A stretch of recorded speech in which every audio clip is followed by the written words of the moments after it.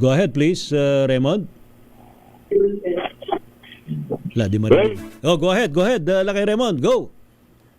Ray, pinaubaya na sa mga miyembro ng Senate Grievance Committee ang desisyon kung paarapit sa hearing ang 18 ex-marines na dati walang security ni dating Congressman nag-deliver ng mga sa opisyal ng gobyerno.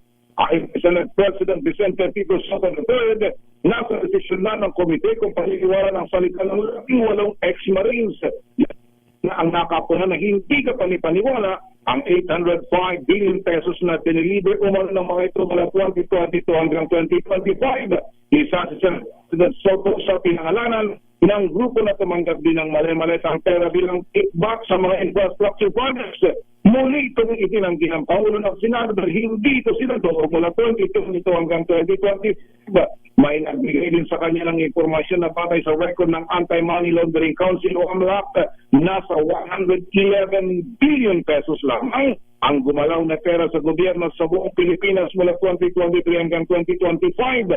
Kaya questionable ang kwento ng 18 na 805 billion pesos ang kanilang binilibre mula sa kickback sa flood projects.